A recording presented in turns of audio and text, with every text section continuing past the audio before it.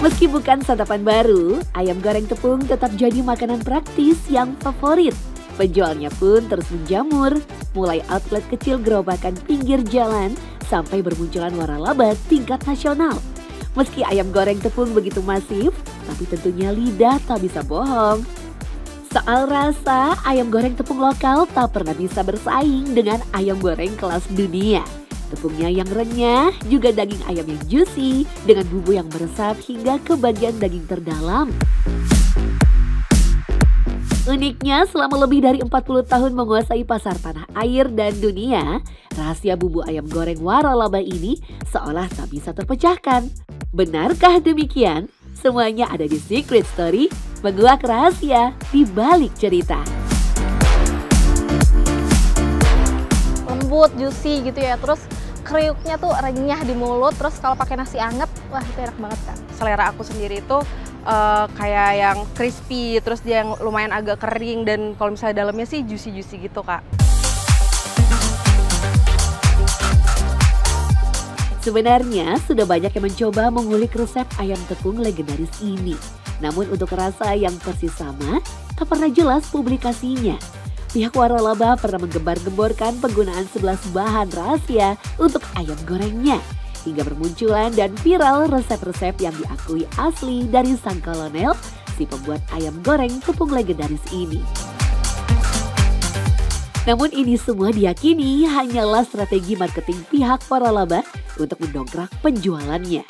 Tim Secret Story bersama Chef Edi, seorang pakar kuliner Indonesia, mencoba mengulik rahasia membuat ayam goreng tepung ala Amerika ini.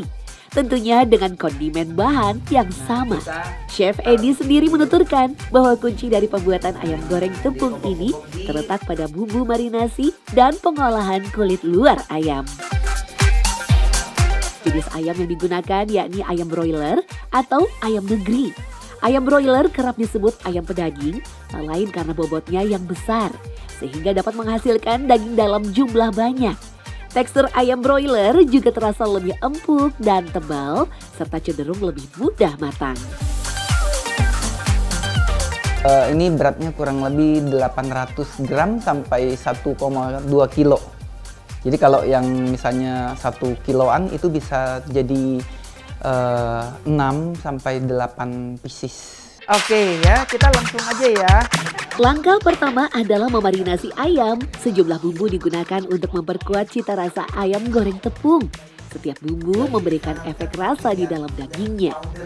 Lada putih dan oregano misalnya. Bumbu ini dianggap bisa mengurangi aroma ayam yang kuat. Oregano juga mampu memberikan kesan aroma wangi saat ayam digoreng dalam minyak panas. Di sini aku menggunakan ada lada putih pasti, ada paprika bubuk, ada oregano powder, bawang putih bubuk, bawang bombay bubuk, lalu ada garam pastinya. Nah, karena untuk cita rasa Indonesia, aku tambahin sedikit kaldu rasa ayam yang ada rasa gurih-gurihnya. Tapi sebetulnya kalau untuk original taste-nya, susu ketemu garam itu udah cukup sebenarnya. Untuk memberikan kesan warna sedikit kecoklatan, Chef Edi juga menambahkan bubuk paprika. Meski tampak seperti bubuk cabai, bubuk paprika tidak menghasilkan rasa pedas. Yang diambil dari bubuk ini hanyalah aroma serta perubahan warna pada ayam. Warna juga pengaruh untuk paprika itu akan mempengaruhi warna. Jadi jangan juga kasih terlalu banyak. Nanti belum mateng udah kayak gosong gitu. Marinasi dengan berbagai racikan bumbu masih belum cukup. Untuk memberikan rasa gurih, ayam pun didiamkan dalam larutan susu. Rendaman susu dapat menurunkan kadar air dalam daging ayam, sehingga bumbu lebih meresap dan menghasilkan ayam yang renyah. Susu tuh macam-macam. Di sini yang aku gunakan adalah pasteurisasi.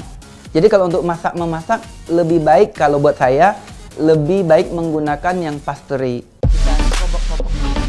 Setelah mencampurkan semua bumbu dan bahan dalam larutan susu, potongan ayam ditekan-tekan dengan menggunakan tangan. Teknik ini berguna agar bumbu yang diracik menyerap dalam daging ayam. Selanjutnya, ayam dibiarkan dalam larutan marinasi. Semakin lama perendaman, bumbu makin meresap sempurna. Jika didiamkan dalam waktu singkat, cita rasa ayam goreng tepung legendaris sulit untuk diperoleh.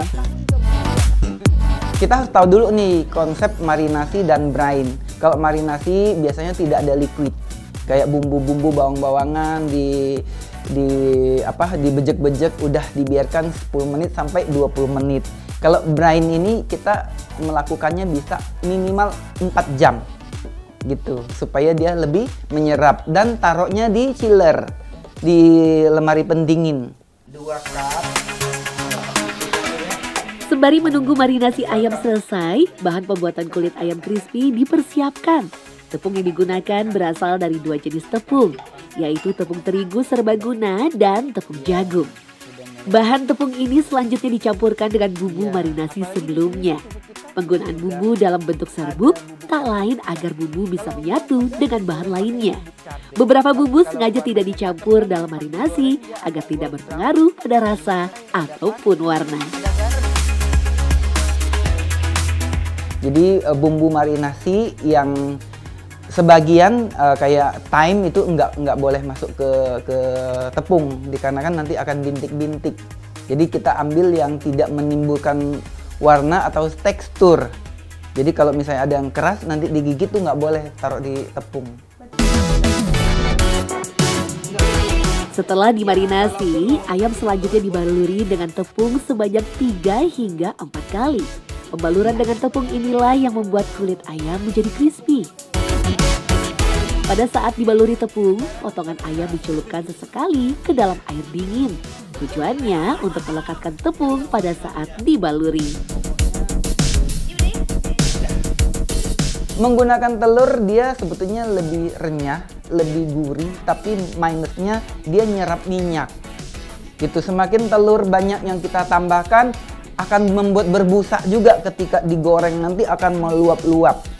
Pernah nggak lihat orang goreng tiba-tiba udah jadi kayak ada deterjennya gitu ya. Nah, untuk kita supaya aman itu tidak boleh menggunakan telur.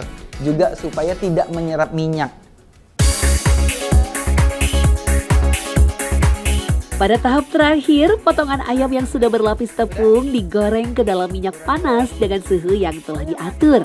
Dengan demikian, daging ayam goreng bisa berwarna coklat keemasan secara merata. Minyak yang telah panas merata juga bisa menghasilkan tekstur garing dan renyah. Untuk menghasilkan ayam goreng yang sempurna, kita harus tahu suhu yang tepat.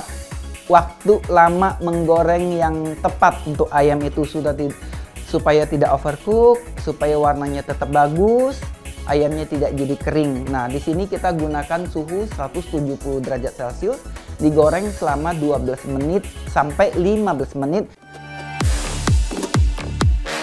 Ayam goreng tepung Chef Edi pun siap disajikan. Dilihat dari warna dan tekstur, nyaris sama, tak ada bedanya dengan ayam goreng tepung populer tersebut. Namun bagaimana dengan rasa ayam goreng yang dihasilkan? Tim pun melakukan uji rasa kepada beberapa orang secara acak yang sama sekali tidak mengetahui proses pembuatan makanan ini. Untuk membedakannya, ayam goreng tepung produk waralaba berada dalam kotak berlabel A. Dan ayam goreng tepung hasil tangan Chef Edi kami taruh dalam kotak berlabel B. Rasanya sama-sama enak sih, jadi nggak bisa bedain. Kriuknya itu sama, cuman yang satu agak tebel tepungnya. Ini rasanya enak, terus tekstur ayamnya empuk, kriuknya berasa, pedesnya juga enak. Yang A sama yang B hampir sama sih, tidak bisa dibedakan. Ternyata meski tak bisa 100% sama, ayam goreng tepung hasil racikan Chef Edi juga disukai banyak orang. Jadi memang bumbu dan cara masak sangat mempengaruhi rasa ayam goreng tepung agar punya rasa yang mirip dengan ayam goreng terkenal tadi. Sedikit koreksi rasa, tak menutup kemungkinan rasa dan tekstur keduanya bisa sama. Dan sedikit banyak rahasia bumbu ayam goreng terkenal ini pun bisa terkuak.